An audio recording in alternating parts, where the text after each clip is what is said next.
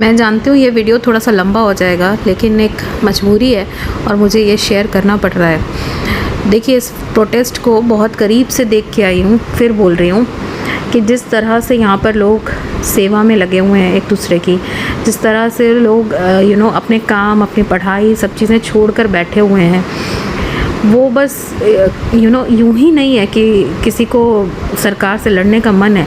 आप सोचो, इतनी गर्मी में वहाँ पर अपने घरों से दूर बैठना, अपने कंफर्ट जोन से दूर बैठना आसान नहीं है। खासकर जिन्हें आप आज जेंजी बोलते हो, उनके लिए तो बिल्कुल भी नहीं है। अपने घरों में पंखे, एसी छोड़कर वहाँ बैठे हैं और किस तरह से पंखा एक दूसरे को कर रहे हैं। क्या बस ये यूं ही हो सकता है? आप सोचिए, इस प्रोटेस्ट को पूरा का पूरा अलग रूप देना और इसको यहाँ तक पहुँचाना, इसके अंदर सब तरह के अब तक के नुकसान, बवाल, ये सब होना, ये सब सरकार की ज़िम्मेदारी है। जी हाँ, मैं मानती हूँ कि ये सरकार की ज़िम्मेदारी है, क्योंकि ये प्रोटेस्ट जिस कारण से था वो कारण सरकार ने ही दिया था, यानी कि पेपर लीक होना। पेपर लीक होने के बाद खुद ही अपनी ज़िम्मेदारी समझते हुए, शर्मनाक हरकत इसे मानते हुए, शर्मिंदा होते हुए इस्तीफ़ा ना देना, उस पर कोई एक्शन ना लेना, उस पर कोई जवाब ना देना, फिर लोगों को आराम से यहाँ पर आके बैठने देना और कहना कि जी डेमोक्रेसी में हमने आपको धरना करने की अनुमति दी है। What is this? समझ क्या रहे हैं आप? बांसुरी स्वराज का भी मैं एक पीसी देख रही थी, जिसमें मैंने देखा कि वो बोल रही हैं हमने उनको अनुमति दी है, और जो वो 21 दिन तक बैठे रहे वो भी विदाउट परमिशन उन्होंने एक्सटेंड किया। वो आप बहुत सॉफ्टली, बहुत स्मूथली एक एसी रूम में बैठ के आराम से बोल रहे हो।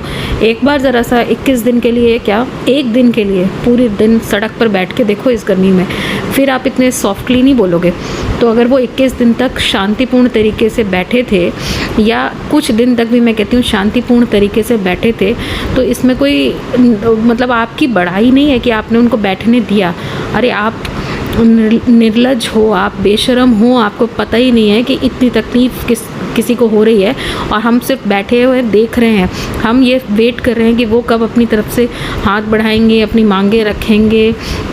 और जब आप कह रही हैं कि जब उन्होंने बोला कि भाई हमें बात करनी है, तो हमने कह दिया हाँ जी, आ जाइए, बात कर लीजिए नड्डा जी से। भाई क्यों? आपके घर के बच्चे नहीं हैं वो? आपके देश के नहीं हैं? आपको नहीं समझ में आ रहा था कि वो इतने दिन तक बैठे हैं? अगर तो क्यों बैठे हैं? आप हाथ नहीं बढ़ा सकते थे? उसमें कोई आउटसाइडर नहीं था तब तक। ऑब्वियसली जब आपने मंच सजा के दिया है, यानी कि मंच सजने दिया है, इसमें जब आपका रोल है कि मंच आपने सजने दिया है, तो बाहर से लोग आएंगे, बैठेंगे और ये होगा। फिर आप उसको अब जाके ये बोल रहे हो कि बाहर के लोग हैं इसमें, और दुनिया भर की और बाहरी ताकतें हैं जो देश को तोड़ना चाहती हैं। आपने खुद अपने पीसी में ये बताया कि बच्चे जब आपके पास आए, नड्डा जी के पास आए, तो उनके पास लिखित में उनकी मांगें नहीं थीं। क्यों? क्योंकि अगर वो पॉलिटिकली मोटिवेटेड या पॉलिटिकल एक्सपर्ट्स या इस तरीके के धरनों से पहले भी होकर गुजर के आ रहे होते, उनको पता होता, तो वो लिखित में लेकर आते आपके पास मांगे। उनके पास नहीं थी, क्योंकि they were just student, simple students, उन्हें नहीं पता था।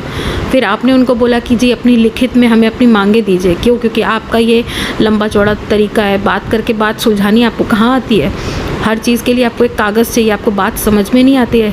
इतने दिन से वो सड़कों पे बैठे हुए हैं, आपको खबर भी नहीं है कि वो किस तकलीफ़ से गुजर रहे हैं। या तो वो अपना काम धंधा छोड़ के बैठे हैं, या तो वो बेरोज़गार हैं, और दोनों के लिए ही आप जिम्मेदार हैं।